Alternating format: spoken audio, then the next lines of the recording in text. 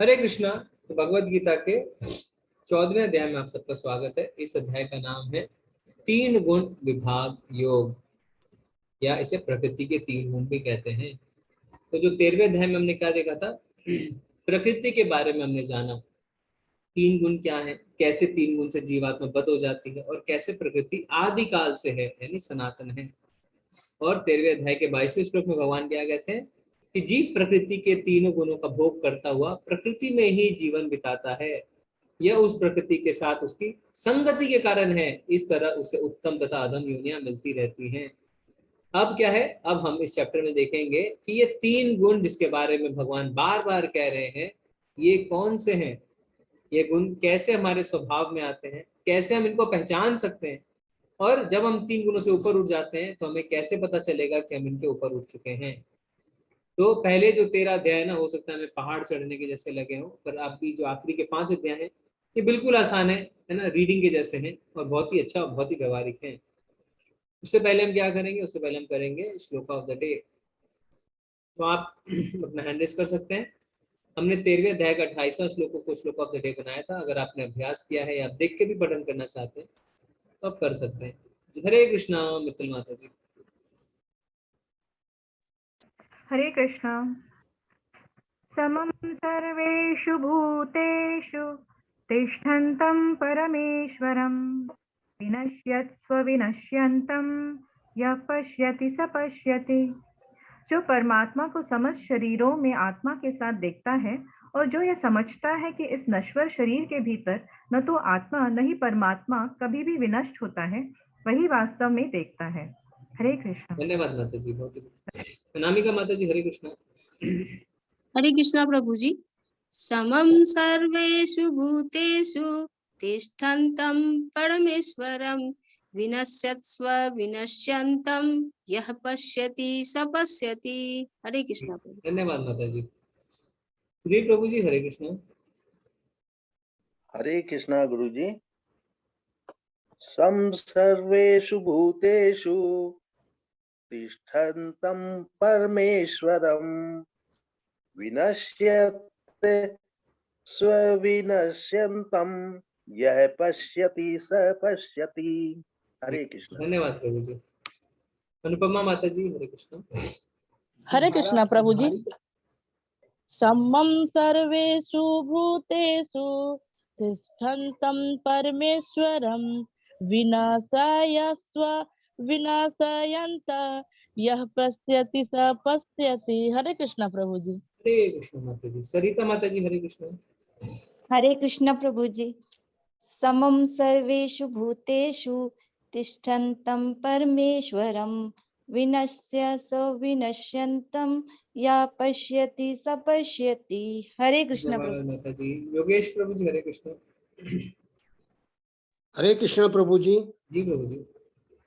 समं सर्वेषु भूतेषु तिष्ठन्तं परमेश्वरं विनश्यतं यः पश्यति स पश्यति।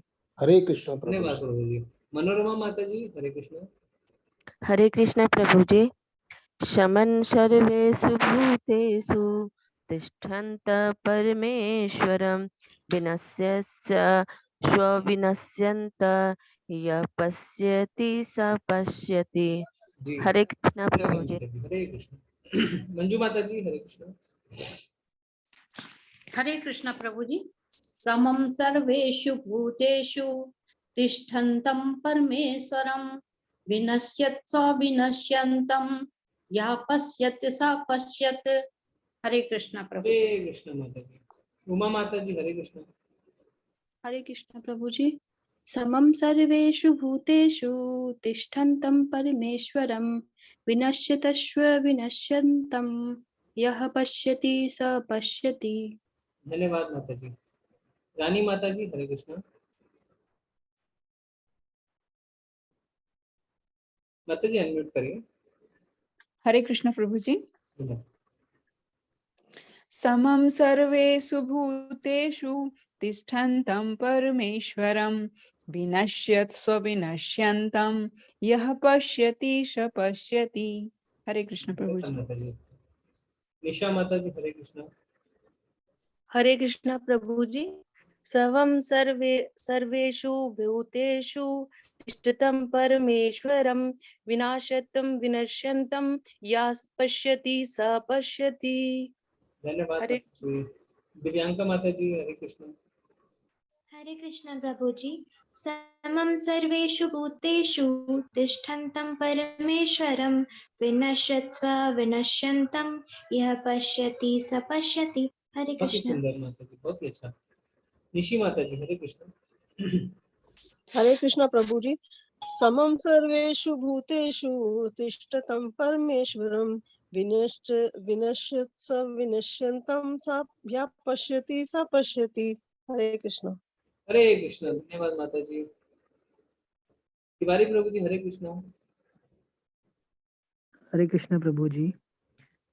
समः सर्वेषु भूतेषु तिष्ठन्तः परमेश्वरं विनश्यतः विनश्यन्तः यः पश्यति सः पश्यति। धन्यवाद प्रभु जी। हरे कृष्णा रंजन प्रभु जी।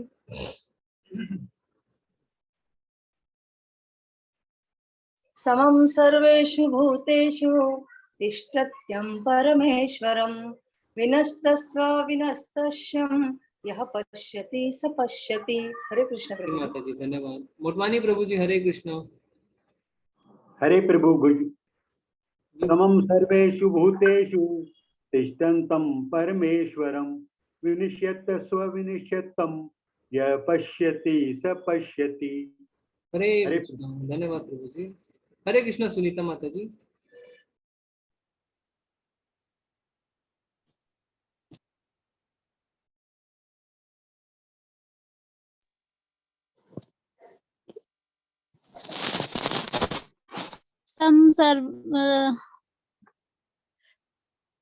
समं सर्वेषु भूतेषु तिष्ठं परमेश्वरं विनाशत स्वविनाशन्त स पश्यन्ति स पश्यति।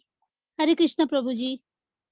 हरे कृष्ण। धन्यवाद माता जी, बहुत ही सुंदर। आप सबने बहुत ही अच्छे से पठन किया। अब हम क्लास शुरू करते हैं।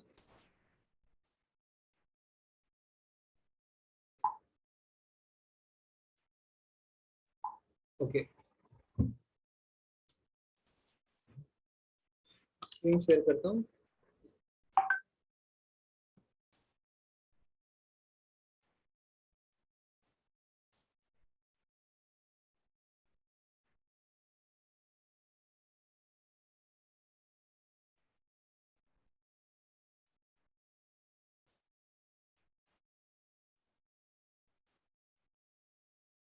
ओके,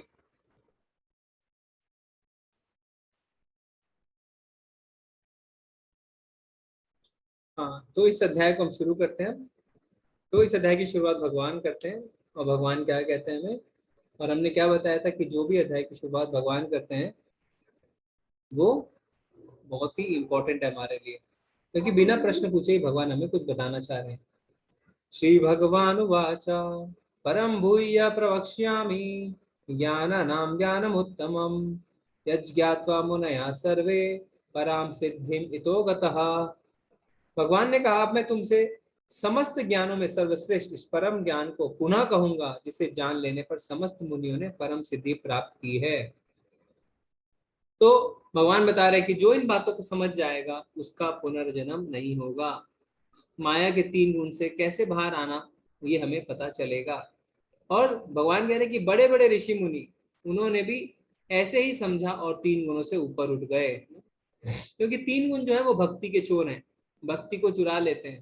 तो जैसे हम किसी लंबी यात्रा पे निकलते हैं तो हम सतर्क रहते हैं ना, इसी तरीके से माया के इन 3 गुणों से हमेशा हमें सतर्क रहना चाहिए। इसलिए भगवान इन 3 गुणों के बारे में हमें बताने वाले हैं और किस तरह ये हमारे भक्ति को चुरा लेते हैं, किस तरह हमें तैयार रहना है, आज हम इस अध्याय में देखेंगे। तो प्रभुपाद जी क्या कहते हैं, 13वें अध्याय में यह स्पष्ट बताया है कि प्रकृति के गुणों की संगति के फलस्वरूप ही जीव इस भौतिक जगत में बद्ध है। तो हमने 13वें अध्याय में देखा था, क्योंकि जीव आत्मा प्रकृति के संपर्क में आती है इसलिए हम बद्ध हो जाते हैं। अब इस अध्याय में भगवान स्वयं बताते हैं कि वे प्रकृति के गुण कौन कौन से हैं। तो अभी हमें कारण पता चल गया कि हम बद्ध क्यों हैं, क्योंकि प्रकृति के 3 गुण के संपर्क में आते हैं। अब हमें जानना है प्रकृति के गुण क्या क्या है, तो भगवान बताएंगे। वे किस प्रकार क्रिया करते हैं, किस तरह बांधते हैं और किस प्रकार मोक्ष भी प्रदान करते हैं। तो यही गुण हमें बांधते हैं और यही गुण हमें मोक्ष भी प्रदान करते हैं। जैसे हमने बार बार हम उदाहरण देते हैं, ज्यादा दूध पीने से पेट खराब होता है, पर उसी दूध से बनी दही को खाने से पेट सही होता है। तो पदार्थ वही है पर उसके कार्य अलग अलग हैं। तो हमें ये 3 गुण मोक्ष भी प्रदान कर सकते हैं।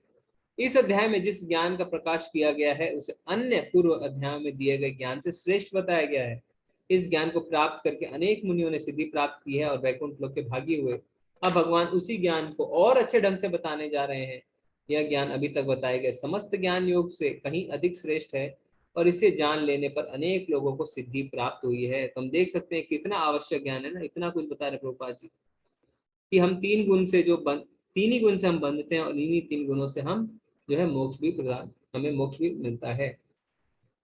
इस ज्ञान में स्थिर होकर मनुष्य मेरी जैसी दिव्य प्रकृति स्वभाव को प्राप्त कर सकता है। इस प्रकार स्थित हो जाने पर वह ना तो सृष्टि के समय उत्पन्न होता है और ना प्रलय के समय विचलित होता है। तो भगवान जब कहते हैं मेरे स्वभाव को, तो इसका अर्थ यह नहीं है कि वो भगवान बन जाता है। इसका अर्थ यह है कि भगवान के सच्चिद आनंद स्वरूप को पाता है। सच्चिद आनंद यानी शाश्वत ज्ञान से परिपूर्ण और आनंदमयी। भगवान हमेशा तत्पर रहते हैं कि हमारी मदद कर दें। तो इसके लिए एक उदाहरण आता है, एक पुजारी रहता है, वो क्या है, वो पूजा करता रहता है। तो बगल में मंदिर के एक नदी रहती है, अचानक उसमें बाढ़ आ जाती है तो पानी बढ़ने लगता है। तो एक गाड़ी आती है, वो पुजारी को कहती कि चलिए पंडित जी मैं आपको ले चलता हूँ क्योंकि नदी का पानी बढ़ रहा है। तो वो क्या कहते हैं, नहीं नहीं मुझे नहीं जाना, मुझे भगवान जब लेने आएंगे तभी मैं जाऊंगा। इस तरीके से पानी और बढ़ता रहता है और बढ़ता रहता है। अब क्या है, इतना बढ़ जाता है कि उसमें एक नाव आती है और नाव में पंडित जी को कहते हैं कि चलो आप बैठो इसमें पंडित जी, हम चलते हैं। तो कहते हैं नहीं, जब तक भगवान मुझे नहीं बचाएंगे मैं नहीं जाऊंगा। अब पानी इतना बढ़ जाता है कि पंडित जी मंदिर के छत पे चढ़ जाते हैं। अब एक हेलीकॉप्टर भी आता है उन्हें बचाने, पर फिर भी वो नहीं जाते। वो कहते हैं भगवान जब आएंगे तभी हम जाएंगे। तो भगवान हमें सहायता भेज रहे हैं पर हम सहायता लेने को तैयार नहीं है। तो यहाँ पे ये कारण है, तो भगवान हमें गुरु साधु और शास्त्र के माध्यम से बार बार सहायता भेज रहे हैं, हम इस सहायता को नहीं ले रहे हैं।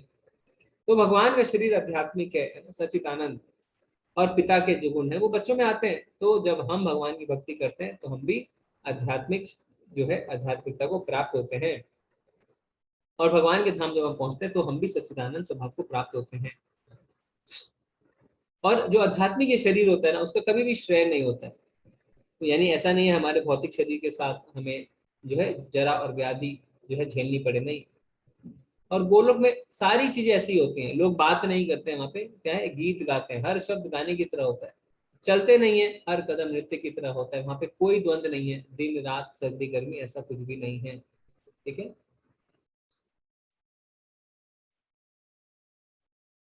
ये बहुत ही अच्छा श्लोक है, भगवान बता रहे हैं यहाँ पे।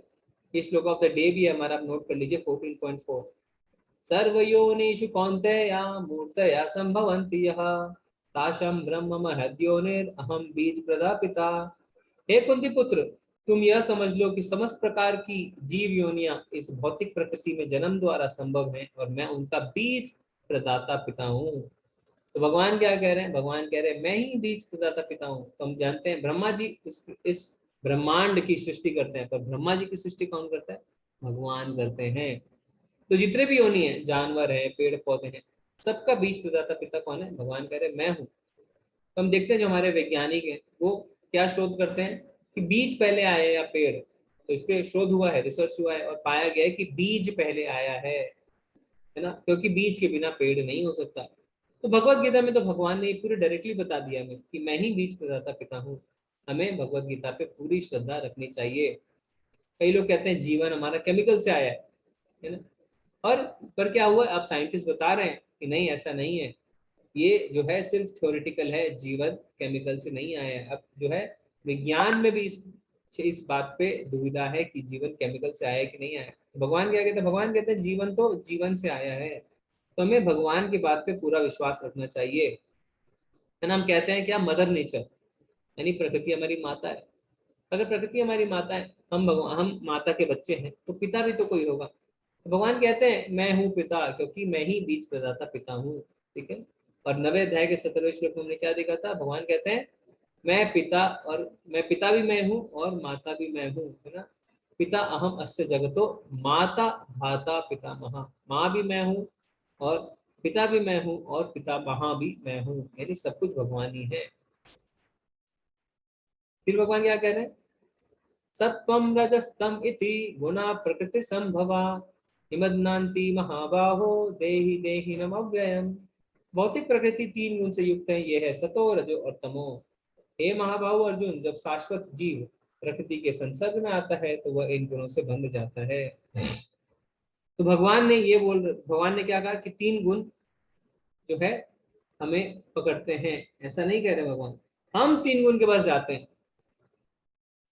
ऐसा नहीं है कि 3 गुण हमारे पास आते हैं, हम 3 गुण से आकर्षित होते हैं। जैसे मान लीजिए एक बिल्डिंग है, उसमें 3 मंजिल है और उनमें 3 दुकानें हैं। तो पहले जो मंजिल है, पहले जो तल्ले है, उस पे क्या है, उस पे एक नशा करने की दुकान है। दूसरे मंजिल पे एक जुआ खेलने की दुकान है जिसमें पैसे डबल कर सकते हैं। और तीसरे मंजिल पे क्या है, एक पुस्तकालय, एक लाइब्रेरी है। अब ये हम पे निर्भर करता है कि हम कौन से मंजिल पे जाते हैं। तो जैसे हमारी भोग की इच्छा होती है, हम वैसे ही चुनाव करते हैं। तो अगर हम सतोगुण में है तो हम क्या करेंगे, हम पुस्तकालय में जाएंगे।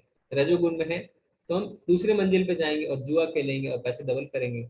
और अगर हम तमोगुण में है तो हम पहले तल्ले में जाएंगे और दारू पिएंगे। तो भगवान क्या कह रहे हैं, इन 3 गुणों से हम बंध जाते हैं और सतोगुण से भी हम बंधते हैं। तो इसलिए भगवान कह रहे हैं तीनों गुणों से हम बंधते हैं। तो सतोगुण सबसे अच्छा है और हम उससे भी बंधते हैं। तो भगवान ऐसा क्यों कह रहे हैं कि सतोगुण से हम बंधते हैं? सतोगुण तो अच्छे होते हैं, पुण्य कार्य करते हैं, सब कुछ करते हैं। तो सतोगुण से हम क्यों बंधते हैं? कोई बताना चाहता है? किसी को पता है? रजोगुण से हमें समझ में आता है हम क्यों बंधते हैं, तमोगुण से भी हम बंधते हैं, पर सतोगुण से हम क्यों बंधते हैं? जी सुधीर प्रभु जी। गुरु जी, ये जो ये तीनों जो गुण हैं ये व्यक्ति को बांधते हैं। ये कारण ये है कि जैसे मान लो हमने सतोगुण में भी हैं तो उसमें हमें वो जो मिलेगा, पुण्य मिलेगा। पुण्य हमें स्वर्ग तक ले जाएगा। जो ही वो हमारे पुण्य खत्म हुए हमें फिर से यहाँ पटक दिया जाएगा। तो ये एक चक्र चलता रहेगा जन्म मृत्यु का। और वास्तव में जो शुद्ध सतोगुणी व्यक्ति होता है वो उसको वो बंधन से पहले ही वो मतलब निष्काम कर्म करता है बिल्कुल। तो वो गोलोक पहुंचने का अधिकारी बन जाता है अपने आप। भगवान का संग चाहता है ऐसा व्यक्ति, न कोई वो उसको कोई चीज का लालच न कुछ। बिल्कुल उसको केवल भगवान, चाहे वो कहीं भी हो, गोलोक में हो, बैकुंठ में हो, पृथ्वी पे हो, वो केवल भगवान का संग में ही खुश रहता है। क्योंकि वो हायर टेस्ट है, वो जन्म मृत्यु से बिल्कुल बंधन से मुक्त है बिल्कुल। जी प्रभु, उसका फिर से जन्म मरण नहीं होगा। बहुत सुंदर प्रभु जी, धन्यवाद। प्रभु जी ने बहुत ही अच्छा जवाब दिया। उमा माता जी से भी हम सुनते हैं। हरे कृष्णा माता जी। हरे कृष्णा प्रभु जी। जी प्रभु जी, सत्वगुण में जो होता है वो फल की इच्छा से कार्य करता है। जैसे कि अगर हम दान करते हैं और दान में ये इच्छा करते हैं कि हमने दान किया तो हमें भी कभी इसका मतलब रिटर्न फल मिलेगा। लेकिन जो लोग मतलब जो लोग फल की इच्छा से नहीं करते वही भगवान की भक्ति में जाते हैं, ओके, जो फल की इच्छा नहीं करते। जी जी जी, धन्यवाद धन्यवाद। भीषण प्रभु, हरे कृष्णा। हरे कृष्ण प्रभु जी। जी प्रभु। आवाज आ रही है प्रभु जी? आ रही है प्रभु जी, बोलिए।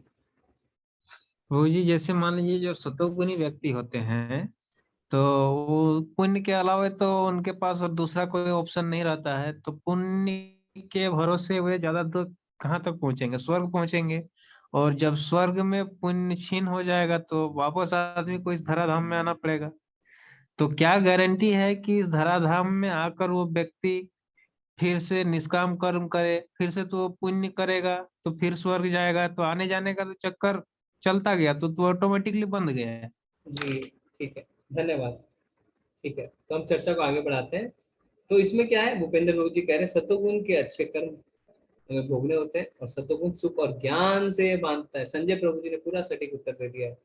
सतोगुणी व्यक्ति जो है वो क्या है, वो क्योंकि अच्छे कार्य कर रहा है तो उसे सुख की प्राप्ति होती है और वो ज्ञानी होता है, पर वो उसी से बंध जाता है, सुख और ज्ञान से। उसको लगता है कि मुझसे ज्यादा ज्ञानी और कोई भी नहीं है, तो अपने सुख और ज्ञान से बंधता है ना। तो मान लीजिए पिंजरा है, चाहे वो पिंजरा लोहे का हो, चाहे वो चांदी का हो, चाहे सोने का हो। पिंजरा तो पिंजरा ही होता है, हथकड़ी तो हथकड़ी होती है। तो हमें सत्वगुण भी बांधता है, तो हमें क्या करना है, सत्वगुण से भी ऊपर उठना है, जिसे कहते हैं शुद्ध सत्व। हे निष्पाप, सत्वगुण अन्य गुणों की अपेक्षा अधिक शुद्ध होने के कारण प्रकाश प्रदान करने वाला है, मनुष्य को सारे पाप कर्मों से मुक्त करने वाला है। जो लोग इस गुण में स्थित होते हैं वे सुख तथा ज्ञान के भाव से बंध जाते हैं। तो भगवान कह रहे हैं, नो डाउट सत्वगुण इज बेटर देन रजोगुण एंड तमोगुण, पर सत्वगुणी व्यक्ति जो है वो ज्ञान और सुख से बंधता है। तो यानी सत्वगुण जो है अच्छा होते हुए भी हमें बांध दे देता है। तो इसके उदाहरण कौन है, जैसे कवि होते हैं, है ना, जो दार्शनिक लोग होते हैं, फिलोसोफर हैं, वैज्ञानिक हैं, इनको अपने ज्ञान पे बहुत ज्यादा अहंकार होता है, ये सोचते हैं हमसे ज्यादा ज्ञानी नहीं है। तो सत्वगुण में होते हैं, पर इसी सत्वगुण में वो ज्ञान और सुख से बंधते हैं, और इस ज्ञान का इस्तेमाल वो अपने इंद्र तृप्ति के लिए करते हैं। हे कुंती पुत्र, रजोगुनी की उत्पत्ति असीम आकांक्षाओं तथा तृष्णाओं से होती है, और इसी के कारण से यह देहधारी जीव सकाम कर्मों से बंध जाता है। तो सतोगुनी व्यक्ति बंधता है, बंधने का अर्थ है जीवन मृत्यु के चक्कर में रहना, वो ज्ञान और सुख से बंधता है। रजोगुनी जो है वो कैसे बनता है, सकाम कर्म से, यानी हर कर्म के उसको फल की इच्छा रहती है, कुछ भी मैं करूं मुझे फल चाहिए, उसकी इच्छा हमेशा बनी रहती है ना, मैं बॉस बन जाऊं, लीडर बन जाऊं, मैं ये कर लूं, मैं वो कर लूं। और स्वामित्व की भावना उसके अंदर बहुत ज्यादा रहती है, बहुत ज्यादा दौड़ भाग करता है, हमेशा सोचता है कि मैं पैसे कैसे डबल कर लूं, कैसे उससे कंपटीशन कर लूं, पावरफुल बन जाऊं, फेमस हो जाऊं। और इसमें क्या होता है, रजोगुनी व्यक्ति में स्त्री और पुरुष के प्रति आकर्षण बहुत ज्यादा रहता है, हमेशा उसके अंदर कुछ ना कुछ पाने की तृष्णा और प्यास लगी रहती है, उसकी इच्छा कभी भी पूरी नहीं होती। तो रजोगुनी व्यक्ति जो है वो सकाम कर्म से बनते हैं। तो हम सतोगुण से भी बंधते हैं, रजोगुण से भी बंधते हैं। भगवान तमोगुण के लिए क्या कर रहे हैं, हे भरत पुत्र, तुम जान लो कि अज्ञान से उत्पन्न तमोगुण समस्त देहधारी जीवों का मोह है। इस गुण के प्रतिफल पागलपन यानी प्रमाद, आलस तथा नींद है, जो बद्ध जीव को बांधते हैं। तो तमोगुण के क्या लक्षण होते हैं, अज्ञानता, क्या सही है क्या गलत है, क्या कर रहा है, उसको कुछ नहीं पता है, नशा कर रहा है, कभी ड्रग्स ले रहा है, कभी डिप्रेशन में जा रहा है, कभी सुसाइड करने की सोचता है, और नींद में ही हमेशा रहता है, ये करूंगा वो करूंगा, पर करता कुछ भी नहीं है, आलस में हमेशा रहता है, और हमेशा योजना बनाता है कैसे मैं काम से बच सकूं, है ना, कैसे बच जाऊं और सो जाऊं। तो ऐसे लोग जो होते हैं वो तमोगुणी होते हैं। भगवत गीता पढ़ने से हमें एटलीस्ट क्या पता चलता है कि हमें बीमारी कौन सी है, क्योंकि जब तक हमें बीमारी नहीं पता चलेगी हम इलाज कैसा करेंगे। तो इसीलिए भगवत गीता में बता रही है रजोगुण तमोगुण सत्वगुण के बारे में, कि हम पहचान सकें कि हम कौन से गुण में हैं। ठीक है, तो बाहर निकालने के लिए हमें क्या करना है, भगवान अगले श्लोक में बताएंगे। पहले भगवान हमें समरी बताते हैं, सत्वम सुखे संजाति रजा कर्मणि भारत ज्ञानम आवृत्य तू तमः प्रमादे संयत्युता। हे भरत पुत्र, सतोगुण मनुष्य को सुख से बांधता है, रजोगुण सकाम कर्म से, और तमोगुण मनुष्य को ज्ञान को ढककर उसे पागलपन से बांधता है। ठीक है, हे भरत पुत्र, कभी कभी सतोगुण रजोगुण तथा तमोगुण को परास्त करके प्रधान बन जाता है, तो कभी रजोगुण सतो और तमो को परास्त कर देता है, कभी ऐसा होता है कि तमोगुण सतो तथा रजो को परास्त कर देता है। इस प्रकार श्रेष्ठता के लिए निरंतर स्पर्धा चलती रहती है।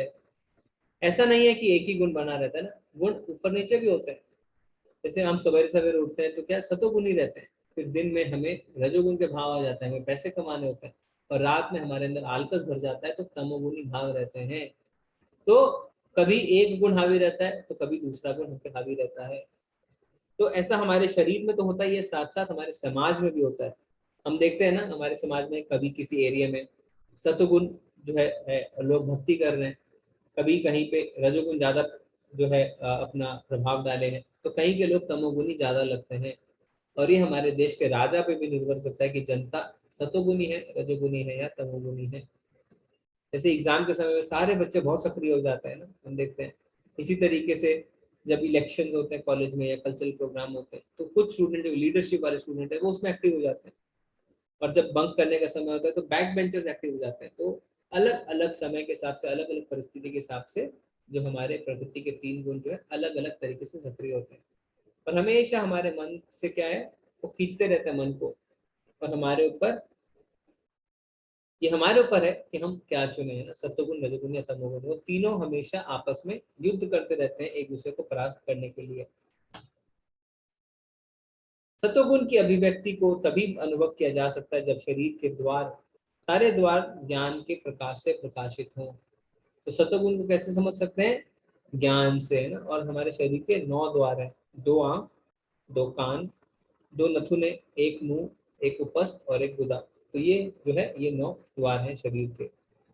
हे भरतवंशियों में प्रमुख, जब रजोगुण में वृद्धि हो जाती है तो अत्यधिक आसक्ति, सकाम कर्म, गहन उद्यम तथा अनियंत्रित इच्छा एवं लालसा के लक्षण प्रकट होते हैं। तो रजोगुणी व्यक्ति जो होता है उसके अंदर बहुत ज्यादा आसक्ति, बहुत अटैचमेंट रहता है। मेरा पैसा, मेरी स्त्री, मेरा पुरुष। जैसे धृतराष्ट्र, अपने पुत्रों से उसे इतनी ज्यादा आसक्ति थी, इच्छा पे कोई कंट्रोल नहीं होना। तो इसमें एक क्या उदाहरण आता है इंद्र का। इंद्र को एक बार श्राप मिला था और वो शुकर बन गए थे। तो उनका एक परिवार भी था, पर ब्रह्मा जी को उनको बहुत दया आती है। वो कहते हैं कि तुम क्या कर रहे हो, चलो अपने धाम वापस, स्वर्ग के तुम राजा हो।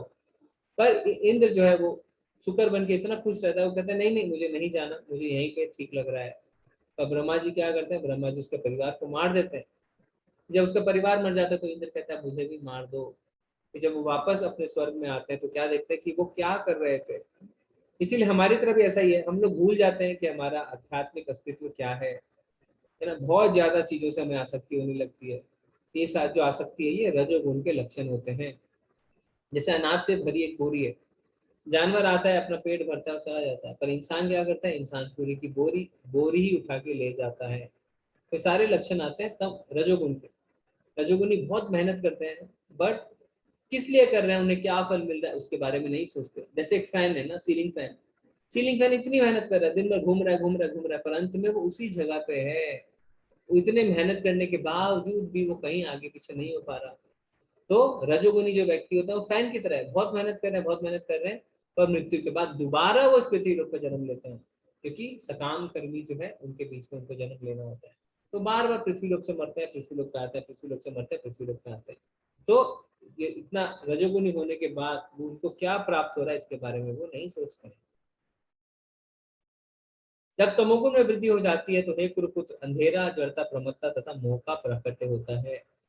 तो तमोगुणी व्यक्ति है ना क्या करता है, किसी भी नियम से बंधकर कार्य नहीं करना चाहता, हमेशा वो अपने सनक के अनुसार ही कार्य करता है।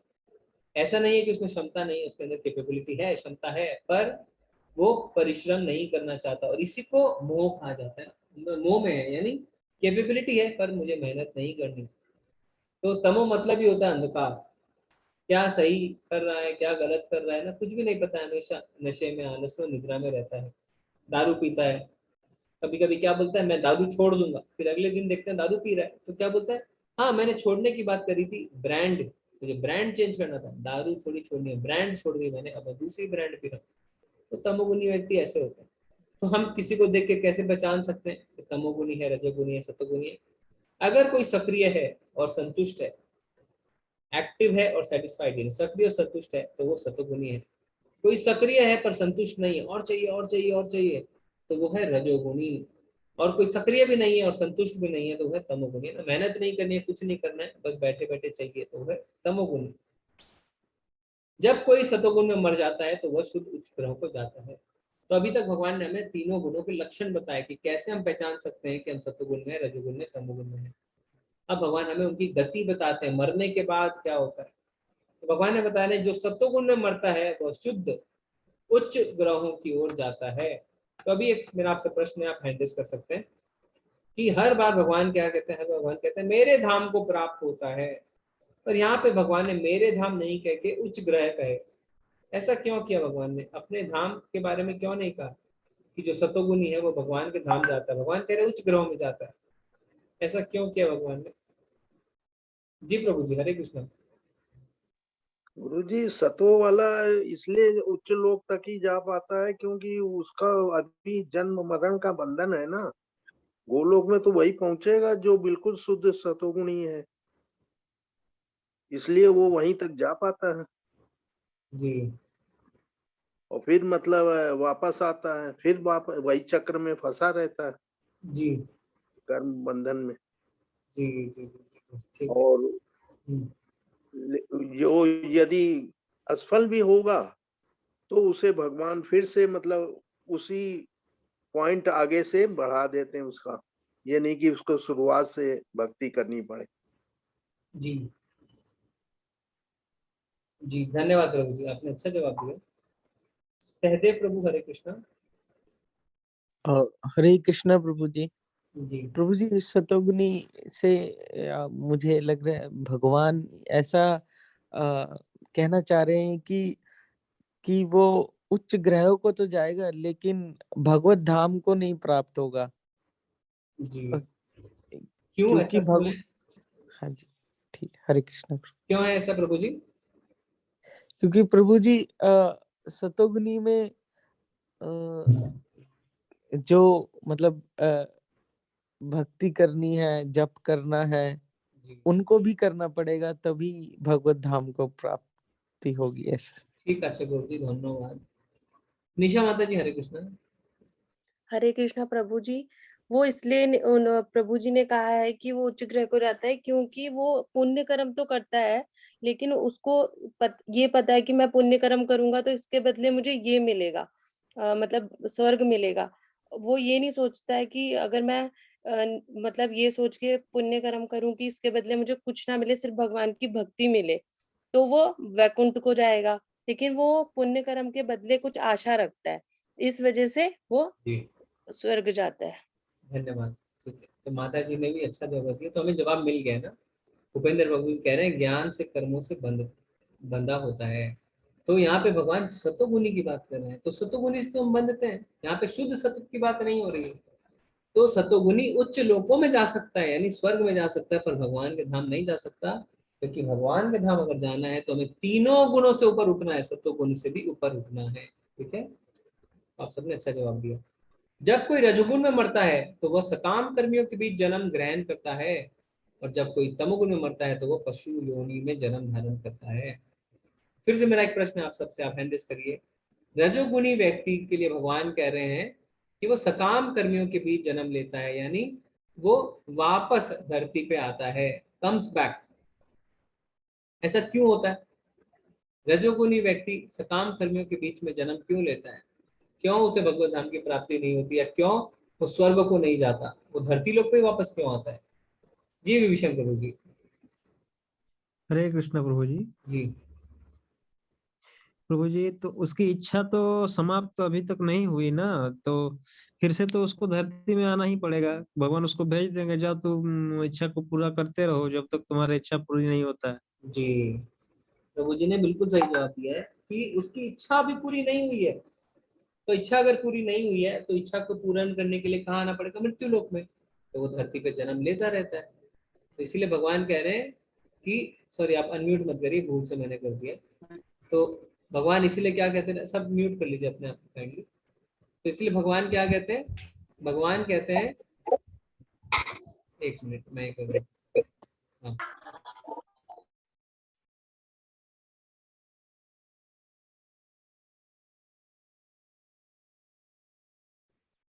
तुम्हें वापस आना पड़ेगा सकाम कर्मियों के बीच, क्योंकि तुम्हारी इच्छा अभी पूरी नहीं हुई है। अब तमोगुण के लिए भगवान कहते हैं कि पशु योनि में जन्म धारण करना पड़ेगा। तो सत्वगुण के लिए भगवान कहते हैं उच्च ग्रहों में जाओ, यानी स्वर्ग में चले जाओ। रजोगुण के लिए कहते हैं वापस आओ धरती पे। पर तमोगुणी के लिए कहते हैं पशुओं के बीच। ये भगवान कह रहे हैं। तो जितने भी लोग आलस करते हैं, बिस्तर पे सब कुछ चाहिए उनको, दिन भर सोते रहते हैं, आप जाग जाइए, नहीं तो अगले जन्म में आप पशु बनने वाले हैं, ये भगवान ने बता दिया। तमोगुण में मरता है वह पशु योनि में जन्म धारण करता है। ठीक है, अब ऐसा क्यों कह रहे हैं भगवान? तमोगुण वालों को पशु क्यों बनाते हैं भगवान, को बताना चाहता है? हैंड रेस कर सकते हैं आप अपना। जी प्रभु जी। क्योंकि उसके जो कर्म किए गए हैं वो सब मूर्खता के किए गए हैं, अज्ञानता के किए गए हैं, पागलपन में किए गए हैं।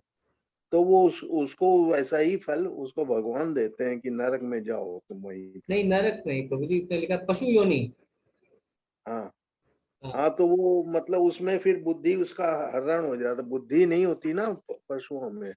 जी तो जी क्योंकि वो उसी में रहता है, वो मतलब आलस्य में, पागलपन में, प्रमाद में, तो उसको वैसी ही योनि भगवान दे देते हैं। ठीक है प्रभु जी। वो हाँ, बहुत उसको खूब है। तमो वालों को तो एक चांस मिलता है भैया भक्ति करने का, ए रजो वाले को। और तमो वाले को उससे निकृष्ट में भेजते हैं जी भगवान। ठीक है प्रभु जी। करुणाकर प्रभु जी, हरे कृष्णा। हरे कृष्ण प्रभु जी। ये पशु योनि में कोई अपॉर्चुनिटी नहीं है अपने आप को सुधारने का, ये भोग योनियां हैं और इसमें जो कुछ है उसको जो चार जो चीजें हैं जो पशु करते हैं वो करने के लिए बाध्य है और उसमें उसको सेल्फ इम्प्रूवमेंट के लिए कोई अपॉर्चुनिटी नहीं है इसमें। 4 चीजें आपको याद है प्रभु जी? आलस्य, योग, निद्रा, भय, मैथुन। आहार, भय, मैथुन, निद्रा, भय, मैथुन। जी। तो प्रभु जी ने भी बिल्कुल सही उत्तर दिया है। और ज्योति शर्मा माता जी ने भी लिखा है क्योंकि पशु खाता है और सोता है। ठीक है, तो यानी जो आलसी होते हैं, जो तमोगुनी होते हैं, वो क्या करते हैं? आहार, खाना लाओ भैया, खाना दे दो। निद्रा तो सोते ही रहते हैं। भय और मैथुन यानी अपनी रक्षा करना, और मैथुन यानी बच्चे पैदा करना। तो अगर हम इन 4 चीजों में अपने जीवन को निकाल देंगे तो भगवान क्या कहेंगे? कोई बात नहीं है, ये 4 चीजें तुम्हें करनी है, तुम पशु योनि में जाओ, क्योंकि पशु योनि में ये 4 चीजें और अच्छी तरीके से होती है। बंदर इतने बच्चे पैदा करते हैं ना, इंसान नहीं कर सकते। हाथी इतना खा सकता है, हम नहीं खा सकते। तो तुम जाओ पशु योनि में, तुमने मनुष्य शरीर का इस्तेमाल नहीं किया। अगर हम सोने की ईंट का इस्तेमाल पेपर वेट की तरह करेंगे तो अब अगले जन्म में क्या होगा? भगवान कहेंगे सोने की तुम्हें दरकार ही नहीं है, क्योंकि तुम सोने की वैल्यू नहीं जानते। तो मनुष्य शरीर की वैल्यू हमने जानी नहीं। मनुष्य शरीर में क्या मिलता है? जिज्ञासा करने के लिए। अथ तो ब्रह्म जिज्ञासा, मैं कौन हूँ, भगवान कौन है, मेरा भगवान के साथ क्या संबंध है। तो वो हमने किया नहीं, हमने आहार, निद्रा, भय, मैथुन में जिंदगी निकाल दी, तो भगवान हमें पशु का शरीर देते हैं। तो जैसे रजोगुण के लिए क्या कहते हैं ना, वो वापस आते हैं, उनकी आसक्ति बहुत ज्यादा होती है। क्या कहते हैं? मेरा दुकान, मेरा बिजनेस, है ना, उनके बीच ही वो वापस आते रहते हैं। जैसे हमने देखा इंद्र शुकर बन के भी खुश थे। अतुल प्रभु ने कहा आहार, निद्रा, भय और मैथुन। जी प्रभु जी। मंजू माता जी कह रहे दिमाग होते हुए भी दिमाग का इस्तेमाल नहीं करते। जी। अब भगवान क्या कह रहे हैं? कर्मणा सुकृतस्याहुः सात्विकं निर्मलं फलम् रजसस्तु फलम दुखम अज्ञानम तमसा फलम। पुण्य कर्म का फल शुद्ध होता है और सात्विक कहलाता है, लेकिन रजोगुण में संपन्न कर्म का फल दुख होता है और सतोगुण में किए गए कर्म मूर्खता में प्रतिफलित होते हैं। तो सतोगुण में यानी जो पुण्य कर्म करते हैं वो सात्विक कहलाते हैं। रजोगुण में क्या होता है? शुरुआत में हमें अच्छा लगता है पर आखिरी में हमें दुख देता है, ये हमारे लिए श्रेयस नहीं है। और तमोगुण में जो कार्य होते हैं वो शुरू से लेकर अंत तक ही दुख देते हैं। जैसे दारू पीना शुरू से लेकर अंत तक कष्टदायी है, मूर्खता वाले सारे काम। सतोगुण में वास्तविक ज्ञान उत्पन्न होता है, रजोगुण से लोभ उत्पन्न होता है और तमोगुण से अज्ञान, प्रमाद और मोह उत्पन्न होता है। तो गति के बाद अब भगवान बता रहे हैं क्या क्या होता है। तो सतोगुण में वास्तविक ज्ञान, जैसे वास्तविक ज्ञान किसे कहते हैं? ऐसा नहीं कि कोई डॉक्टर कहे कि आपको दारू नहीं पीनी है, सिगरेट नहीं पीनी है, पर वो खुद भी ऐसा करता है, तो ये वास्तविक ज्ञान नहीं है। वास्तविक ज्ञान हमें मिलता है। फिर रजोगुण में लोभ उत्पन्न होता है, लालच, और तमोगुण में अज्ञान, प्रमाद और मोह। ऊर्ध्वं गच्छन्ति सत्त्वस्ता मध्य तिष्ठन्ति राजसा जगन्यग्रेन वृत्तिस्था अधो गच्छन्ति तामसा। सतोगुणी व्यक्ति क्रमशः उच्च लोकों को ऊपर जाते हैं, रजोगुणी इसी पृथ्वीलोक में रह जाते हैं, और जो अत्यंत ग्रहित तमोगुणी में स्थित हैं वे नीचे नरक लोकों में जाते हैं। तो भगवान बता रहे हैं, है ना, कि जो सतोगुणी है वो श्रेष्ठ माने जाते हैं, आसानी से वो भक्ति में आ सकते हैं। पर अगर सतोगुण में मरते हैं तो ऊपर के लोकों में जाते हैं ना। ऊपर के लोक का मतलब स्वर्ग में जाएंगे या ब्रह्मा जी के लोक तक भी जा सकते हैं, पर उसके ऊपर नहीं जा सकते, यानी भौतिक जगत से बाहर नहीं निकल सकते। और रजोगुणी पृथ्वी लोक में आते हैं ना, हमने देखा सकाम कर्मियों के बीच जन्म लेते हैं। जो तमोगुणी है ना, वो तो पशुओं के बीच में लेते हैं और नरक में भी जाते हैं, नीचे नरक लोकों में गिरते हैं। ठीक है, तो हमें क्या करना है? हमें कम से कम अपने आप को शुद्ध सतोगुण में जो है ना अपने आप को स्थापित करना है। क्योंकि वो किस तरीके से है? वो एक हवाई पट्टी की तरह है, जिसे हम कहते हैं रनवे। रनवे से ही प्लेन ऊपर उड़ सकता है। तो हमें अपने आप को रनवे तो बनाना है, कम से कम सतोगुण में लाना है। सतोगुण में अपने आप को ले आएंगे तो हम भक्ति आसानी से कर पाएंगे। ठीक है, तो आप जल्दी से इसको देखिए, ये हमारा ब्रह्मांड है। ठीक है, मैं इसको पॉइंटर से बताता हूँ, इजी रहेगा। तो ये लिखा हुआ है ना, वन यूनिवर्स, यानी हमारा ब्रह्मांड। इस ब्रह्मांड में आप देख सकते हैं पृथ्वी कहाँ पे है, हमारी पृथ्वी है यहाँ पे, ये भूरलोक है ना, पृथ्वी। तो पृथ्वी के ऊपर उच्च ग्रह, पृथ्वी के नीचे निचले निचले जो ग्रह हैं, इसलिए हम कहते हैं 3 लोक है ना। तीनों लोकों में, तीनों लोक मतलब पृथ्वी एक लोक, पृथ्वी के ऊपर दूसरा लोक, पृथ्वी के नीचे तीसरा लोक। पृथ्वी के ऊपर क्या क्या आते हैं? भूवर लोक, स्वर्ग लोक, महर लोक, जनलोक, तपलोक और सत्यलोक। सत्यलोक यानी जहाँ ब्रह्मा जी रहते हैं। और पृथ्वी के नीचे क्या आता है? अतल, वितल, सुतल, तलातल, महातल, रसातल और पताल। ठीक है, तो ये नीचे। और आप यहाँ पे देखिए, ये गर्भोदक्षाई विष्णु। तो हमने क्या कहा था? भगवान श्री कृष्ण विस्तार करते हैं महाविष्णु। महाविष्णु के पुरुष अवतार है। वो जब सांस अंदर लेते हैं, सांस बाहर छोड़ते हैं, तो असंख्य ब्रह्मांड उत्पन्न होते हैं। ये सिर्फ एक ब्रह्मांड है, ऐसे असंख्य ब्रह्मांड। फिर हर एक ब्रह्मांड में कौन आता है? गर्भोदक्षाई विष्णु। तो ये गर्भोदक्षाई विष्णु लेटे हुए हैं और इनकी नाभि से आप देख सकते हैं कमलनाल निकल रही है। ये कमलनाल पूरे ब्रह्मांड को चीरती हुई ऊपर जाती है और अंत में उसके ऊपर ब्रह्मा जी उत्पन्न होते हैं। और ये जो पूरे लोक हैं, ये इस कमलनाल पे ही हैं टिके हुए। ठीक है, तो इस तरीके से आप देख सकते हैं लोअर प्लैनेट्स, मिडिल प्लैनेट और हायर प्लैनेट। ठीक है, तो ये हमारा ब्रह्मांड है। जब कोई यह अच्छी तरह जान लेता है कि समस्त कार्यों में प्रकृति के तीनों गुणों के अतिरिक्त अन्य कोई करता नहीं है, और जब वह परमेश्वर को जान लेता है तो इन तीनों गुणों से परे है, तो वह मेरे दिव्य स्वभाव को प्राप्त होता है। तो भगवान ने बोला, जो अभी तक बताया ना, कि जो अब अगर आप वो समझ जाते हैं तो आप क्या होगा? आप इन तीनों गुणों से ऊपर उठने की कोशिश करेंगे। और ऊपर उठने का क्या तरीका है? भगवान की शरणागति। इसीलिए भगवान 7वें अध्याय के 14वें श्लोक में क्या कहते हैं? देवी एषा गुणमयी मम माया दुरत्यया मामेव ये प्रपद्यन्ते मायामेतां तरन्ति ते। देवी एषा गुणमयी मम माया दुरत्यया, यानी ये प्रकृति के जो 3 गुणों वाली जो प्रकृति है, वो बहुत ही मुश्किल है उसको पार करना। दुरत्यया मामेव ये प्रपद्यन्ते, पर जो मेरी शरणागत आता है, माया में ताम तरन्ति थे, वो आसानी से इसे पार कर लेता है। ठीक है, एक प्रश्न ये उठता है कि भगवान ही हमें इन 3 गुणों से ऊपर क्यों उठा सकते हैं? क्योंकि वो ही इन 3 गुणों से ऊपर है। ठीक है, भगवान को छोड़ के और कोई भी इन 3 गुणों से ऊपर नहीं है। मैया दक्षिणा प्रकृति ही, भगवान कहते हैं मेरी अध्यक्षता में प्रकृति काम करती है। तो सबके अगर हाथ बंधे हुए हैं तो हम एक दूसरे के हाथ नहीं खोल सकते ना। अगर कोई डूब रहा है और मुझे भी तैरना नहीं आता, तो मैं उसे बचा सकता हूँ कि नहीं बचा सकता? पर भगवान जो है वो इन तीनों गुणों और प्रकृति से ऊपर है, इसलिए हमें भगवान ही बचा सकते हैं। जैसे मान लीजिए कोई कुत्ता आपको परेशान कर रहा है, कितना उसको हटाए, नहीं हटेगा। जब उसके मालिक को बुला लेते हैं तो वो तुरंत हट जाता है। तो जो माया देवी है वो भगवान के संरक्षण में कार्य करती है। मैया दक्षिणा प्रकृति ही। जब देहधारी जीव भौतिक शरीर से संबंध इन तीनों गुणों को लांघने में समर्थ होता है, तो जन्म मृत्यु बुढ़ापा तथा अनेक कष्टों से मुक्त हो जाता है और इसी जीवन में अमृत का भोग करता है। तो जब 3 गुणों को हम पार कर जाते हैं तो क्या होता है? तो 4 कष्ट से हम बच जाते हैं, जन्म मृत्यु जरा व्याधि। तो भौतिक जो है वो इन 3 गुणों से हमेशा बंधे रहते हैं, जो भौतिकवादी जीवन बिताते हैं।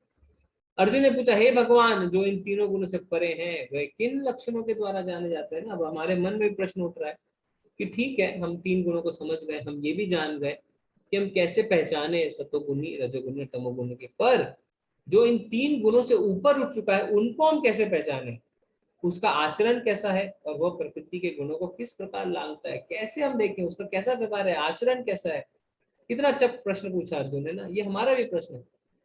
तमोगुणी व्यक्ति जो आलसी, हम जानेंगे तमोगुणी। रजोगुणी हम देख रहे हैं बहुत मेहनत कर रहा है अपने इंद्र तृप्ति के लिए। सतोगुणी अपने ज्ञान में ही वो है ना पागल हो रखा है।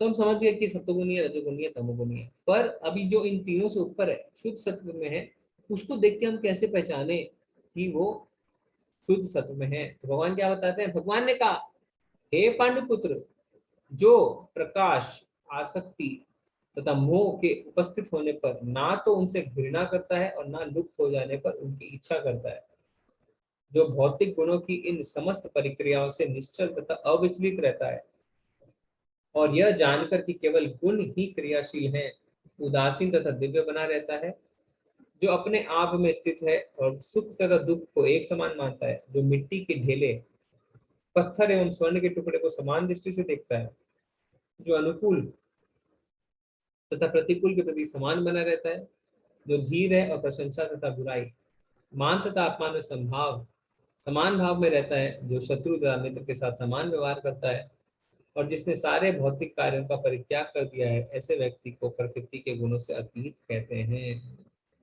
तो भगवान ने समरी में क्या बताया कि जो भी प्रकृति के द्वंद्व है उसको कोई प्रभाव नहीं पड़ता है, सुख दुख मान अपमान सर्दी गर्मी, इनसे वो पूरी तरीके से अविचलित रहता है और भक्ति में लगा रहता है। ऐसा नहीं कि सर्दी आई तो कंबल से निकल नहीं पा रहे तो मंगल आरती अटेंड करनी छोड़ दी, माला छोड़ दी, गर्मी आई तो नहीं अभी तो बहुत गर्मी है नहीं कर सकते छोड़ दी, हमेशा बसंत का इंतजार करते हैं, वो ऐसा नहीं करते। मिट्टी और सोने को एक समान दृष्टि से देखने का मतलब क्या है कि उन पे स्वामित्व नहीं जताता है, मेरा है ऐसा नहीं कहता है, वो सब कुछ भगवान की सेवा में लगाना चाहता है। ठीक है। जो समस्त परिस्थितियों में अविचलित भाव से पूर्ण भक्ति में प्रवृत्त होता है, वह तुरंत ही प्रकृति के गुणों को लांघ जाता है और इस प्रकार ब्रह्म के स्तर तक पहुंच जाता है। तो भगवान क्या कह रहे हैं, कैसे लांघ पाता है?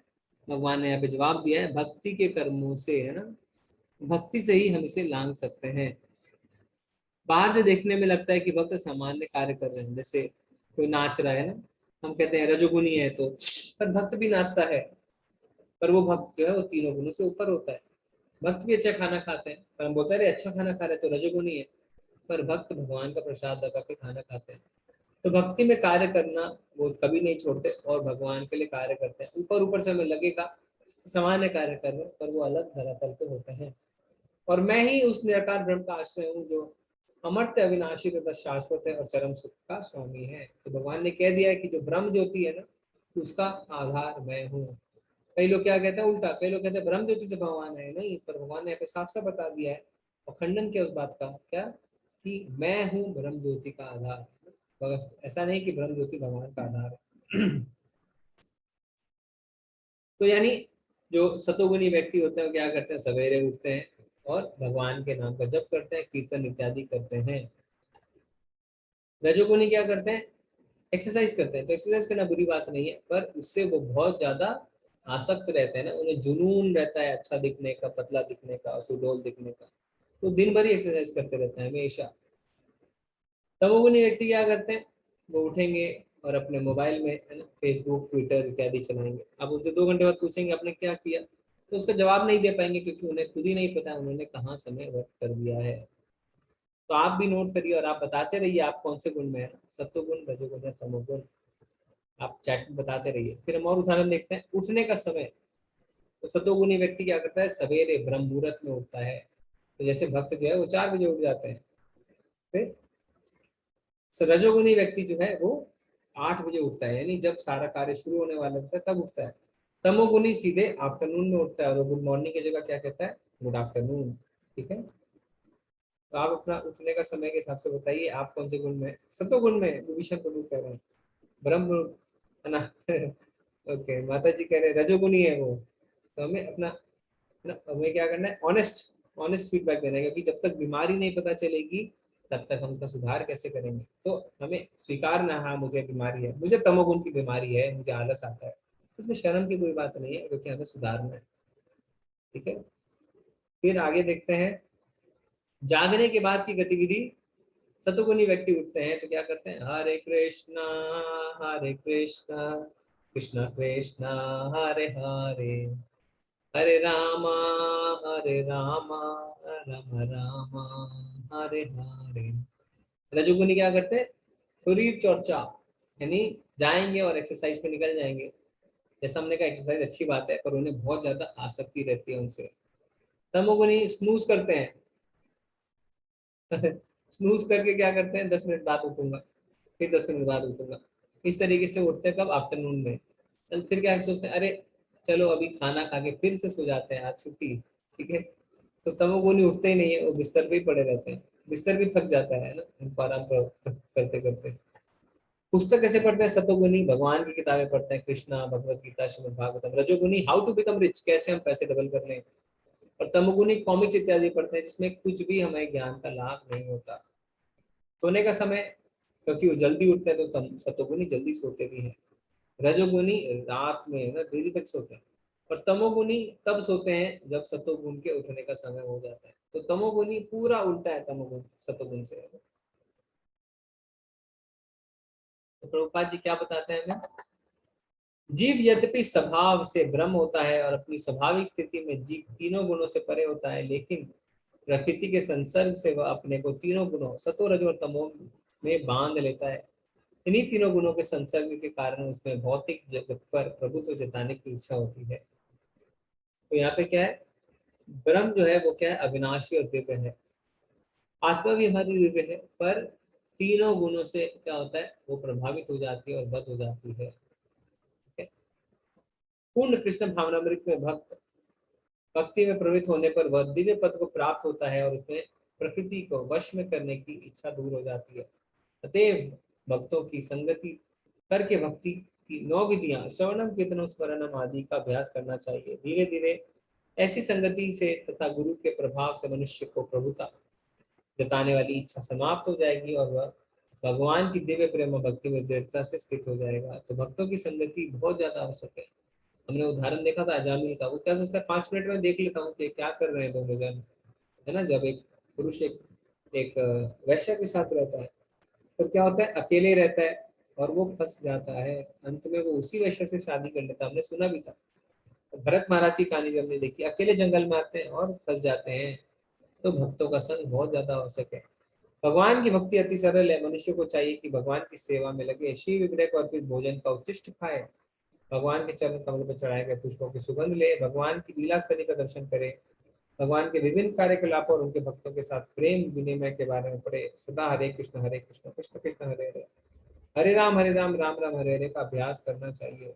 तो गुरु के मार्गदर्शन में हमें क्या करना चाहिए, हमें अपनी भक्ति को आगे बढ़ाना चाहिए। अगर हम सोचते हैं हम अकेले कर सकते हैं, तो वो हमारे अहंकार की निशानी भी है, हम अकेले नहीं कर सकते। तो भक्ति बहुत सरल है, हमें अपनी इंद्रियों को भगवान की सेवा में लगाना है। ऋषिकेश सेवनम, अपनी आंखों से भगवान के दर्शन करने हैं, मुख से प्रसाद खाना है, नाक से भगवान के चढ़े पुष्पों को सुनना है, कान से भगवान के कीर्तन सुनना है, और क्या करना है, और बुद्धि से और मन से भी भगवान की सेवा करनी है। ठीक है, तो इससे हमारा ये अध्याय शेष होता है, प्रकृति के 3 गुण।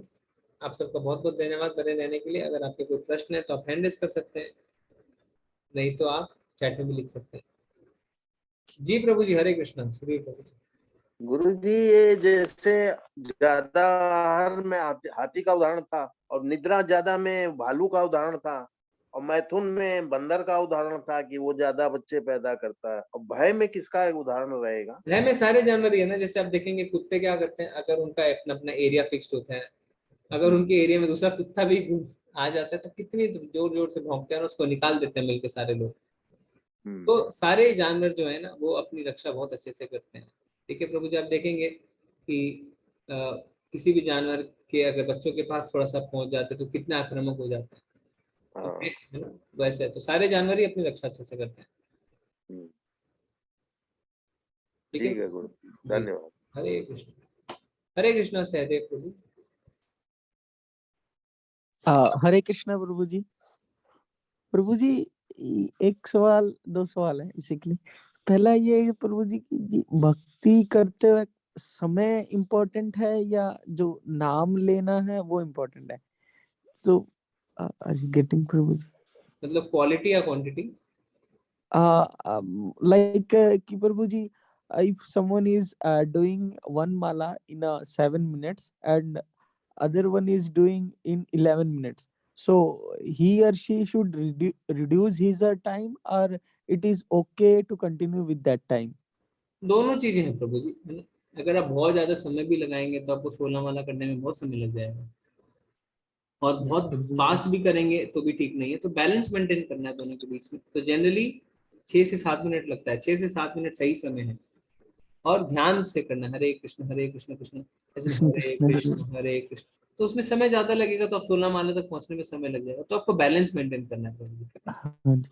और दूसरा प्रभु जी, सेकंड प्रभु जी, मतलब पुण्य करने चाहिए क्या? हाँ, करने चाहिए क्या? पुण्य पुण्य पुण्य मतलब अच्छे कार्य करने चाहिए, पर फल की इच्छा से नहीं करने चाहिए, ड्यूटी समझ के करना चाहिए कि मेरा ड्यूटी। हाँ, हाँ जी प्रभु जी, कई बार जैसे कई अच्छे कार्य हो जाते हैं, लेकिन फिर पछतावा ये होता है कि उस वक्त ठाकुर जी का मतलब नाम क्यों नहीं ले पाया, कृष्ण जी का। अभ्यास और अभ्यास से हो जाएगा प्रभु जी, क्योंकि हमें इतने करोड़ों जन्मों से हमें कंडीशन है हम कि जो करते हैं अपने लिए करते हैं। अभ्यास करेंगे ना तो हम देखेंगे आखिरी अध्याय में वहाँ पे भगवान कहते हैं ओम तत्सत, 17वें अध्याय में, यानी हमें जो करना है ओम तत्सत की भावना से करना है, यानी हम भगवान को अर्पित करते हुए करते हैं। तो उसके लिए थोड़ा इंतजार करिए, 17वें अध्याय में डिस्कस करेंगे इसको। क्योंकि ओके प्रभु जी, हरे कृष्णा। तो इससे मतलब प्रभु जी ये है कि हम कर सकते हैं अच्छे कार्य, लेकिन भगवान से यही रोकना नहीं है। भगवान कहते हैं दान तप इत्यादि को रोकना नहीं है, चालू रखना है, करने का तरीका बदलना है। ठीक है, हरे कृष्णा प्रभु जी। बहुत हरे कृष्णा। निशा माता जी, हरे कृष्णा। हरे कृष्णा प्रभु जी। प्रभु जी, जैसे अभी आप हमारे गुरु जी हैं, तो हम आपसे शिक्षा ले रहे हैं और जो भी मतलब क्वेश्चन होता है, कंफ्यूजन होता है, तो आपसे पूछ लेते हैं। तो जैसे अब मुझे आगे जाके जीवन में गुरु बनाना है, तो किसको बनाऊं मैं, मेरे को समझ नहीं आ रहा है। तो उसके लिए क्या करना चाहिए? जैसे भक्ति तो हम कृष्ण भगवान जी की कर रहे हैं, लेकिन जैसे गुरु भी बनाना होता है ना, आपने कहा है कि गुरु होना बहुत आवश्यक है। जी, कृष्ण गुरु कृपा पाए भक्ति लता बीज। भगवान बिना गुरु के नहीं मिल सकते। तो हाँ जी। जो चार हमारे संप्रदाय ना, प्रमाणिक संप्रदाय, उन्हीं में हमें गुरु बनाना चाहिए। तो इस्कॉन जो है वो आता है गौड़े माधव वैष्णव संप्रदाय में। हाँ जी। तो इसमें गुरु का क्या सिस्टम है बनाने का? तो शिक्षा गुरु होते हैं, शिक्षा गुरु हमें शिक्षा प्रदान करते हैं। बहुत सारे शिक्षा गुरु होते हैं और एक दीक्षा गुरु होता है जो हमें दीक्षा प्रदान करते हैं। हाँ जी। अब जिस मंदिर से एसोसिएटेड है, आप जब एलिजिबल हो जाते हैं दीक्षा के लिए, तो वहाँ के जो टेम्पल प्रेसिडेंट है वो आपके फॉर्म को फॉरवर्ड करते हैं और जो वहाँ पे दीक्षा गुरु है उनसे आपको दीक्षा मिलती है। इस हाँ तरीके जी। से होता है माता जी। हाँ जी प्रभु जी।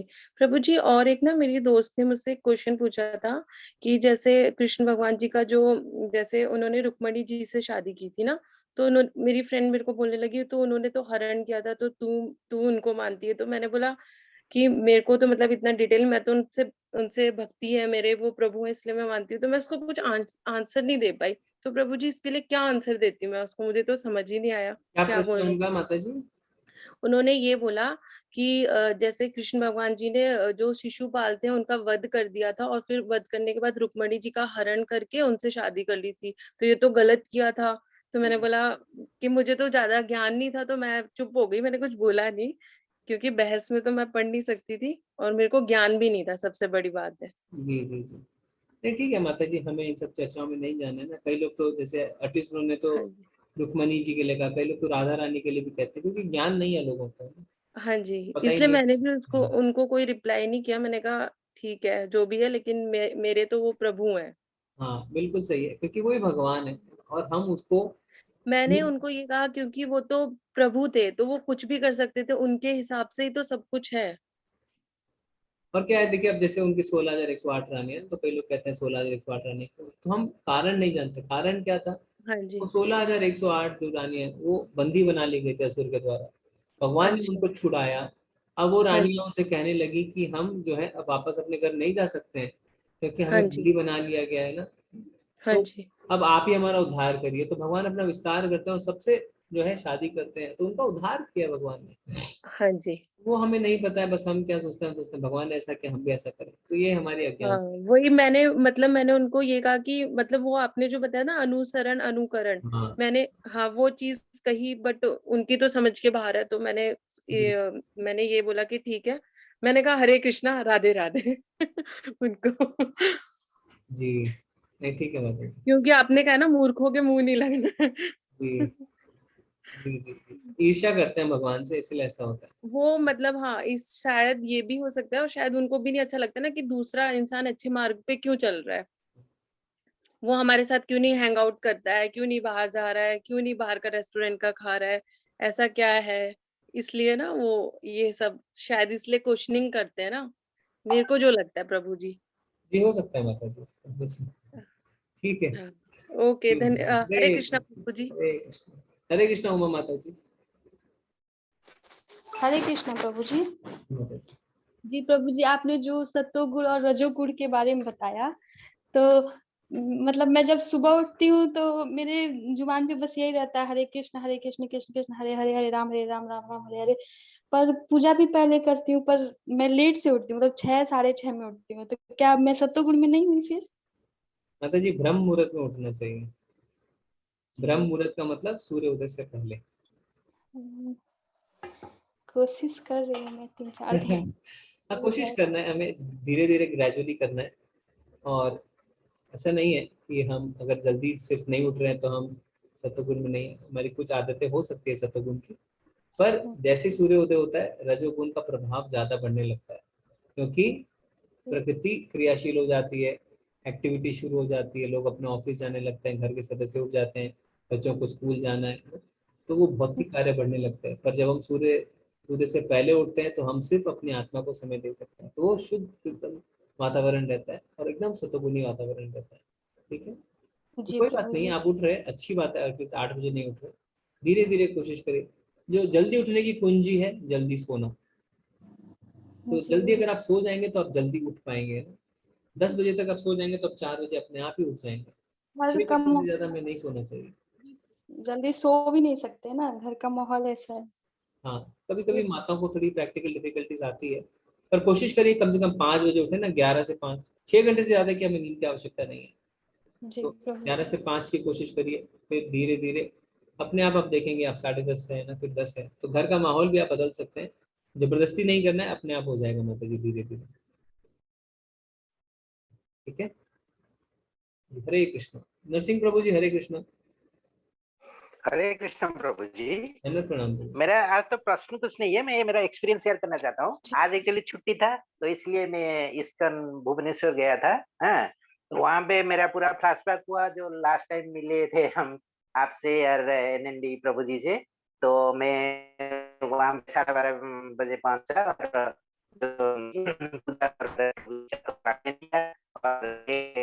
और माला में घर से देना ही भूल गया, तो वहाँ से वहाँ प्रभु जी पे माला किया। आपकी आवाज कट रही है, आपकी आवाज नहीं आ रही है। प्रभु जी आपकी आवाज नहीं आ रही है ठीक से। हरे कृष्णा। नहीं प्रभु जी, आवाज ब्रेक हो रही है। हरे कृष्णा। विकास प्रभु जी आपको आवाज आ रही है कि सिर्फ मेरे तरफ ही प्रॉब्लम है?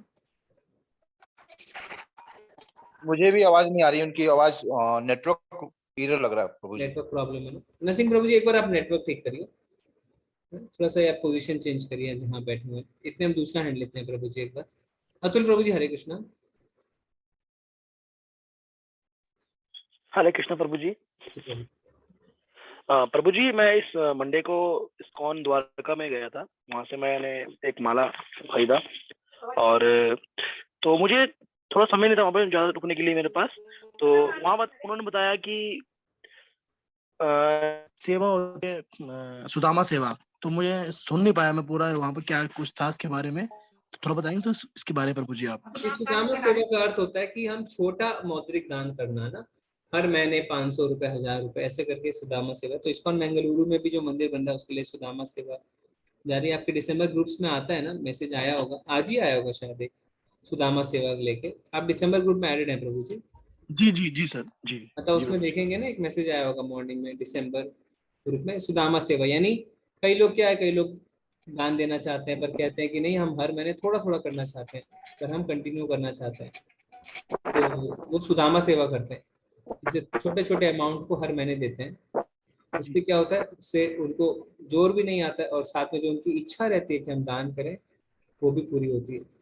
नहीं, आपके ग्रुप में नहीं डल रहा है, पता नहीं क्या चक्कर है। मैं अभी डाल देता हूँ, 1 मिनट। तो आप अपने व्हाट्सएप ग्रुप में चेक कर लीजिए प्रभु जी। जी ठीक है, उसे सुदामा सेवा कहते हैं। जी प्रभु जी। हरे कृष्णा। हरे कृष्ण। 1 मिनट में डाल देता हूँ, एक बार आप चेक कर लीजिए। हाँ प्रभु जी डाल दिया है। ओके ओके, ग्रुप में भेजता हूँ सेवा वाली लिस्ट। जी प्रभु जी। अच्छा, सतोगुण का उदाहरण, कैसा उदाहरण चाहिए आपको अतुल कुमार प्रभु जी? हरे कृष्णा प्रभु जी। अच्छा, प्रभु जी से भी बात हुई, उन्होंने कुछ। नरसिंह प्रभु जी हरे कृष्णा। हरे कृष्णा प्रभु जी। जी प्रभु जी।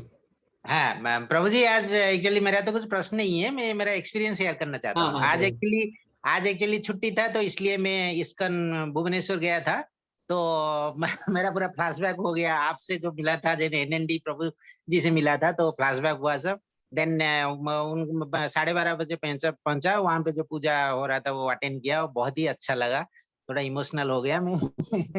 देन मैं माला घर से लेना भूल गया, तो वहीं से एक खरीद के एक माला जप किया, देन आया, बहुत ही अच्छा लगा। हरी बोल हरी बोल। And another good thing is that recently हमारे कॉलेज में एक हुआ, जो अलुमनी मीट हुआ, एक स्टूडेंट आके मेरे से मिली, एंड बिलीव वो भी अभी जो मंदिर जाने लगी है अभी। वो तिलक देखा मैं उसके माथे पे, तो बहुत ही अच्छा लगा। तो आप बोले तो मैं पूरा ज्वाइन कर लिया, मैं अभी जा रहा हूँ वहाँ पे कर रहा हूँ, अच्छा है। तो मैं उसको प्रॉमिस किया था कि मैं कल जाऊंगा, कल तो छुट्टी है, मैं जाऊंगा 12:30 बजे। तो मेरे घर से तो अराउंड 2 किलोमीटर है, जाके एक्सपीरियंस गेन करके आया। हरी बोल बहुत ही अच्छा लगा। एंड आज से प्रभु जी मैं मेरा माला जो करता हूँ, वो एक ज्यादा करने की मैंने प्रॉमिस करके आया हूँ, और आज से एक ज्यादा माला करूंगा करके। हरी बोल, बहुत सुंदर प्रभु जी, हरी बोल, धन्यवाद प्रभु जी। तो प्रभु जी हमें मिले थे जब हम गए थे पूरी यात्रा में, तो वो भी आए थे इस्कॉन भुवनेश्वर के मंदिर में। धन्यवाद प्रभु जी। नंदिनी माता जी पूछ रहे हैं, केक या ब्रेड खाना तमोगुनी है क्या? तो केक और ब्रेड में जनरली माता जी ना अंडा रहता है, लोग कहते भी है एगलेस, पर वो बेकरी जिसमें बनता है ना, उसमें अंडा रहता है। और ये हम आंखों से हमारा देखा हुआ है ना, जहाँ पे वेज और नॉन वेज दोनों बनता है, वहाँ पे अंदर वर्कर्स इतने सेंसिटिव नहीं होते हैं चीज़ों को लेके। ये मेरी आंख से देखा हुआ चीज़ है, तो हमें अवॉइड करना चाहिए। इस्कॉन की बेकरी होती है, इस्कॉन की बेकरी से आप खरीद सकते हैं माता जी, क्योंकि वो पूरी शुद्धता के साथ चीज़ों को व्यवहार करते हैं। ठीक है। भगवान का नाम वासुदेव और पिता का नाम भी वासुदेव, ऐसा क्यों? विभीषण बोलिए। हाँ, तो एक है वसुदेव, एक है वासुदेव, अ का फर्क है। ठीक है, वसुदेव के पुत्र वासुदेव। ठीक है प्रभु जी, दोनों में फर्क है, एक अ का फर्क है। डैश प्रभु की आवाज कट हो रही है। हाँ, तो उनसे बात हो गई प्रभु जी, मुटवानी प्रभु जी, तो वो बता रहे थे। हरे कृष्णा अनामिका माता जी। हरे कृष्णा प्रभु जी। अर्च विग्रह या क्या बोला जाता है प्रभु जी? अर्च विग्रह, वो मैं नहीं समझ पाई क्या होता है। तो ऐसे जब हम बाजार से है ना खरीदते, तो मूर्ति होती है ना जी। पर जब हम घर में लाके प्राण प्रतिष्ठा करके उनकी पूजा और सेवा शुरू करते हैं, तो फिर मूर्ति नहीं कहते, अर्च विग्रह कहते हैं। जी, तो उनकी मतलब नियम से पूजा करनी पड़ेगी अगर हम लाए तो। हाँ, राधा रानी और कृष्ण जी को अगर लाएंगे तो पूरी सेवा चाहिए। इसीलिए भक्त अगर अपने घर में अर्च विग्रह रखना चाहते हैं, तो गौर निताई यानी कृष्ण जी और बलराम जी की रखते हैं। तो वो बहुत ही, उसमें क्या होता है ना, उसमें अगर आपकी कोई सेवा में कमी भी रह जाती है, तो कोई ज्यादा मतलब वो बहुत मर्सीफुल जिसे कहते हैं, बहुत दयालु है। जी जी, एक बात और कहना चाहती हूँ प्रभु जी, जैसे रजोगुण मैंने लिखा, तो ठीक है, अभी तो कभी कभी ऐसा होता है कि कोई भक्त भी कुछ हमें प्रेरणा दे जाते हैं। जैसे मित्तल माता जी ने उस दिन कहा था कि वो एकादशी के दिन 16 माला करती हैं, तो मैंने भी ठाना कि ठीक है, मैं भी 16 माला करती हूँ। तो इस बार का एकादशी में मैंने 16 माला की। फिर ऐसा दूसरे दिन फिर लगा कि नहीं, चलो 8-10 माला ही करते। फिर तीसरे दिन और कम हुआ, फिर चौथे दिन और कम। तो सतोगुण तो नहीं ही आ पा रहा है प्रभु जी, रजोगुण में ही है, तो इसीलिए मैंने रजोगुण लिखा। और फिर गुस्सा भी कभी कभी बहुत आ जाता है, तो ये सब तो ठीक नहीं है। मतलब कभी कभी लोग, मेरे हस्बैंड भी कह देते हैं तुम तो ढोंगी हो, ढोंगी हो। तो ऐसा तो कभी मुझे लगता है कि हाँ, सच में मेरी भक्ति अभी शायद ढोंग ही है। तो हमें तो ये अपने मन से निकालना होगा, और वो निकल नहीं रहा। इसका नहीं, उसका उपाय है माला। तो जी माला पे जी ज्यादा ध्यान दीजिए, क्योंकि जी भगवान के नाम जब हम माला करते हैं ना, तो श्रवणम भी होता है, सुनते भी हैं, स्मरण भी होता है, और हमारे हाथ जो हमारे मुंह सब कुछ भगवान की सेवा में लगते हैं। तो आप अभी इस स्टेज पे माला पे ध्यान दीजिए, माला बढ़ाइए, तो आप जी देखेंगे अपने आप आपके अंदर चेंज आ गया, आपको अलग से कुछ नहीं करना पड़ रहा है। ऑटोमेटिकली हृदय निर्मल हो जाएगा, क्रोध शांत हो जाएगा, दूसरों की बातों का बुरा लगना बंद हो जाएगा, शांत हो जाएगा स्वभाव। आपको मसाले खाने अच्छे नहीं लगेंगे, बाहर का खाना आप छोड़ देंगे, है ना, अनाप शनाप की बातें करना बंद कर देंगे सिर्फ माला से। तो माला को कम मत करिए, बल्कि आप तो इतने समय से हमसे जुड़े हुए हैं, आपको तो 16 माला में अभी कर लेना चाहिए। समय निकालिए और 16 माला करिए माता जी, है ना। जी बाकी जी चीजों के जी लिए समय निकालने की आवश्यकता नहीं है, पर माला के लिए समय निकालने की आवश्यकता है। जी जी। धन्यवाद प्रभु जी, धन्यवाद। हरे कृष्णा उमा माता जी। जी हरे कृष्णा प्रभु जी। उस समय शायद नेटवर्क की वजह से आवाज कट गई थी। वो जो माता जी पूछ रही थी रुक्मणी जी का, माता जी आपकी आवाज फिर कट रही है। तो शायद हम लोगों ने मतलब बड़े बड़े लोगों से ऐसे सुना है कि रुक्मणी जी ने, जी प्रभु जी आ रही है आवाज? कट कट के आ रही है माता जी। अब आ रही है क्या प्रभु जी? हाँ माता जी ट्राई करिए। जी प्रभु जी, वो हम लोगों ने अपने घर के बड़ों से ऐसा सुना है कि रुक्मणी जी ने श्याम जी को मतलब कृष्ण जी को पत्र लिखा था और बताया था कि वो उन्हें अपना मतलब पूरा जीवन समर्पण कर चुकी हैं, वो उन्हें ही अपना पति मान चुकी हैं, तो वो अब किसी और से विवाह नहीं करना चाहती। और उनके भाई जो थे जबरदस्ती उनका शादी मतलब किसी और से करा रहे थे। इसलिए जो होता है ना, भगवान के भक्त जब भगवान की ओर कदम बढ़ाते हैं, उनको अपना पूर्ण समर्पण दे देते हैं, तो भगवान भी तो उनकी हेल्प करते हैं ना।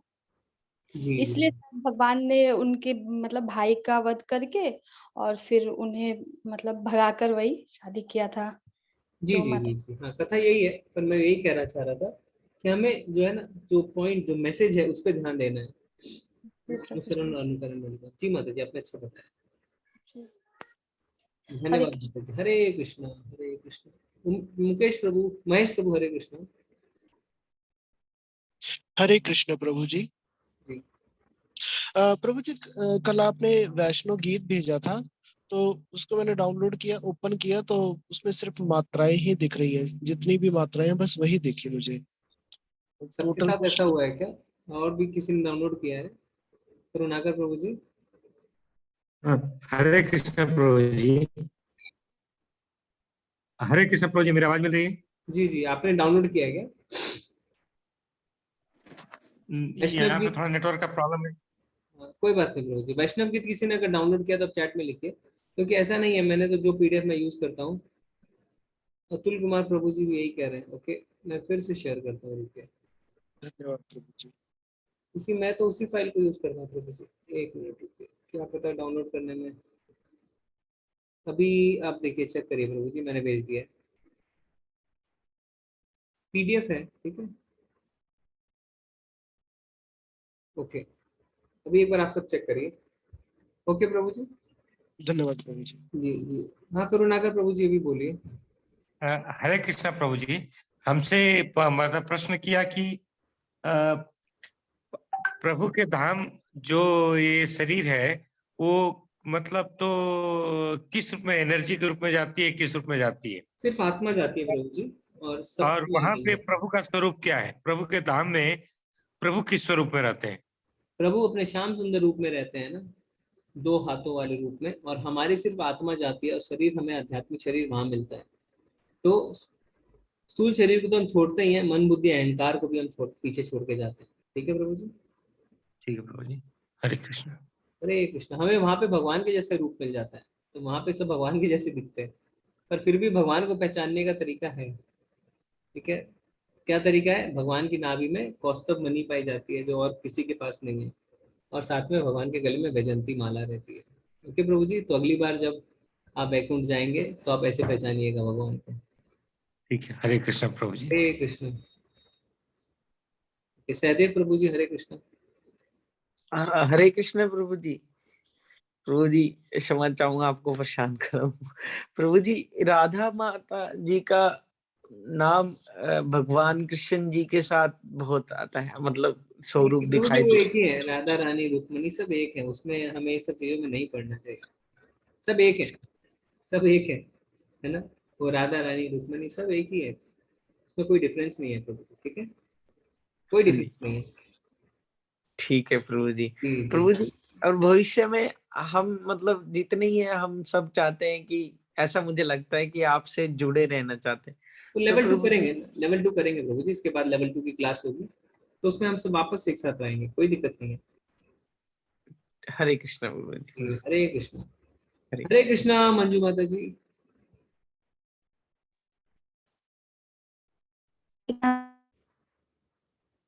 माता जी आवाज नहीं आ रही है, शायद आज नेटवर्क। माता जी आवाज नहीं आ रही है। मित्तल माता जी ने डाउनलोड किया है वो वैष्णव की, तुमको ठीक से दिख रहा है। प्रभु जी आप चैट में लिखिए अतुल प्रभु, अगर आप ठीक से देख पा रहे हैं। माता जी आवाज नहीं आ रही। हरे कृष्णा शंकर प्रभु। हरे कृष्ण प्रभु जी।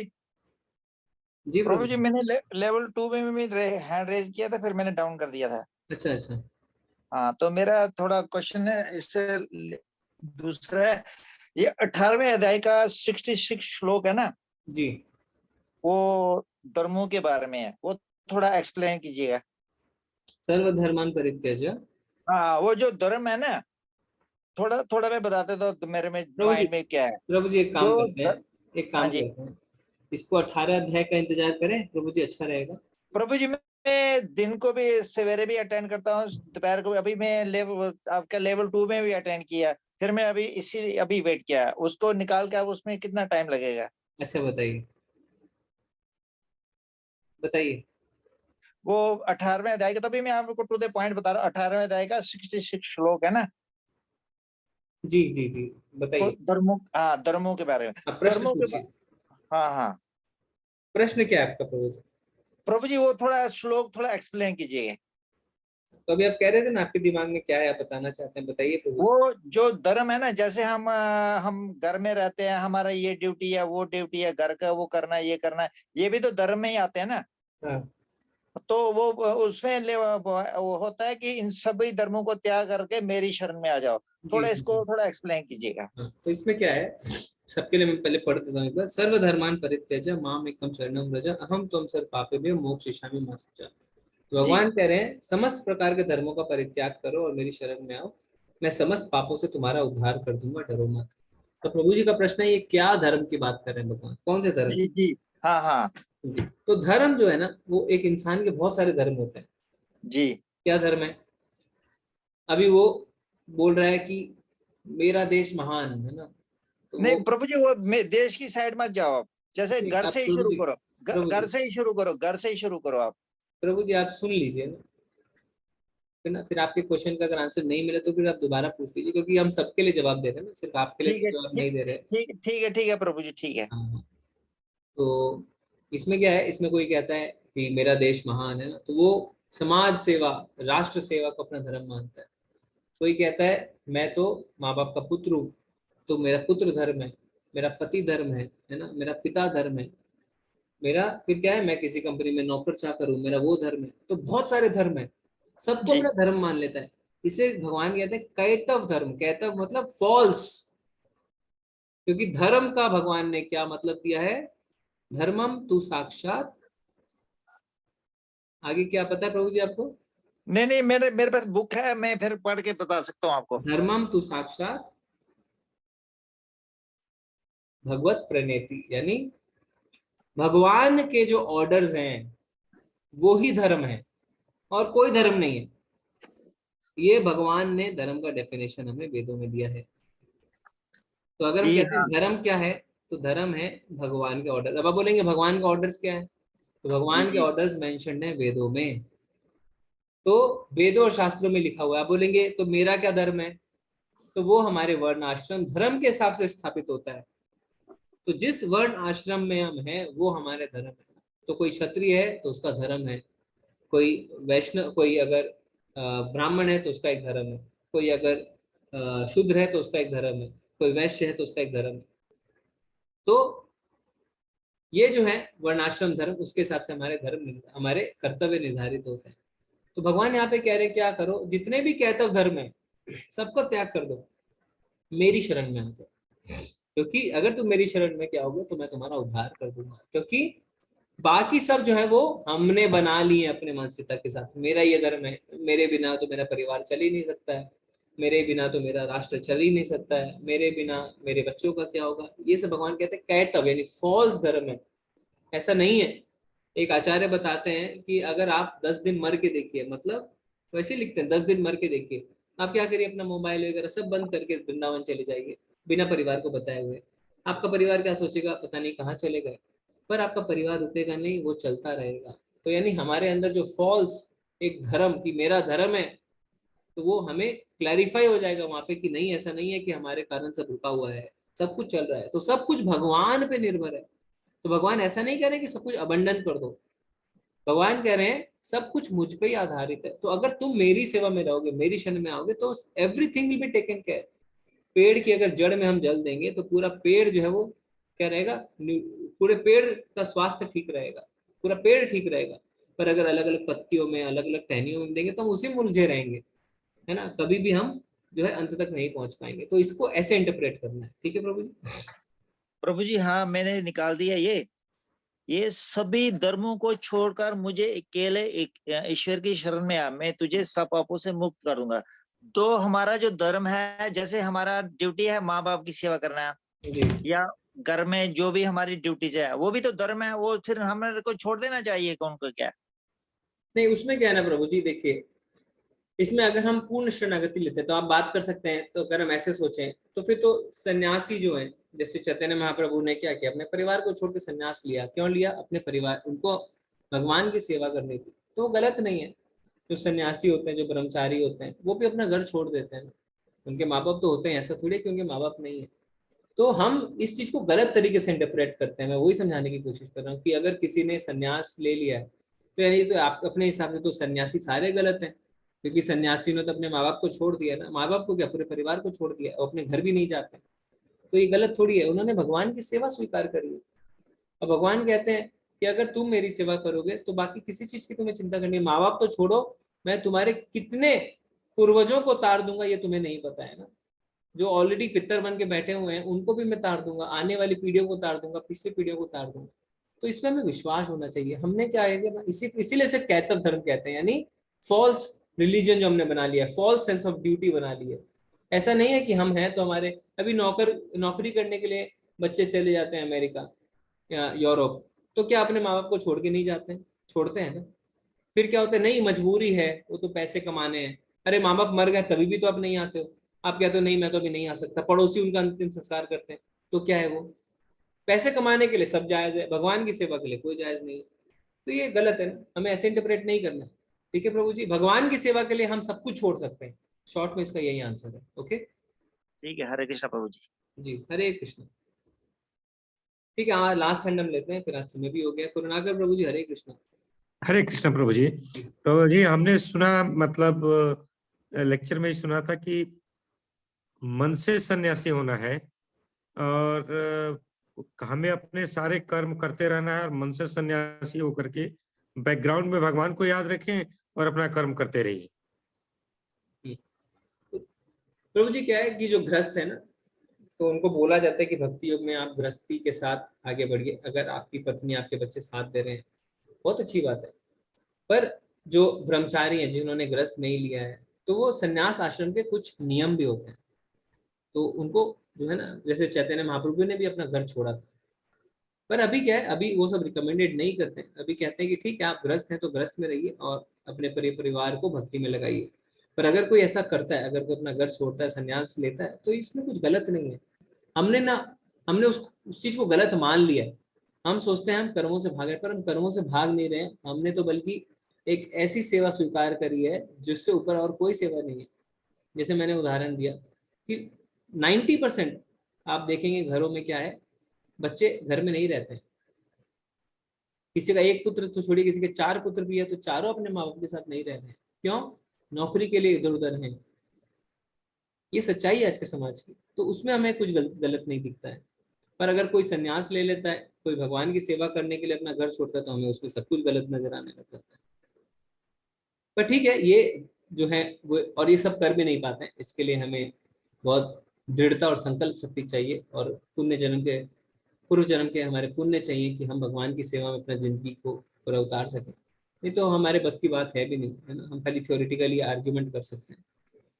तो इसीलिए क्या है, इसीलिए कहा जाता है कि आप व्यस्त रह के परिवार के साथ भगवान की सेवा में लगे तो वो सबसे अच्छा है। ठीक है प्रभु जी, थैंक यू प्रभु जी। हरे कृष्ण। हरे कृष्ण हरे कृष्ण। ठीक है, तो आज हम चलते हैं। आप सबका बहुत बहुत धन्यवाद। हम कल मिलेंगे अब 15वें अध्याय के लिए। 15वें अध्याय में हम क्या देखेंगे? 15वें अध्याय में हम पुरुषोत्तम योग के बारे में जानेंगे, भगवान के कुछ विभूतियों के बारे में जानेंगे। बहुत ही अच्छा है ये, भगवान हमें बहुत कुछ अपने वैभवों के बारे में भी बताने वाले हैं इस अध्याय में। हरे कृष्णा। आप सबका बने रहने के लिए बहुत बहुत धन्यवाद। वांछा कल्पतरुभ्यश्च कृपा सिंधु एव च पतितानां पावनेभ्यो वैष्णवेभ्यो नमो नमः। अनंत कोटि वैष्णव वृंद की जय। श्रील प्रभुपाद की जय। हरे कृष्णा। सभी को धन्यवाद प्रणाम। हरे कृष्ण प्रभु जी, धन्यवाद।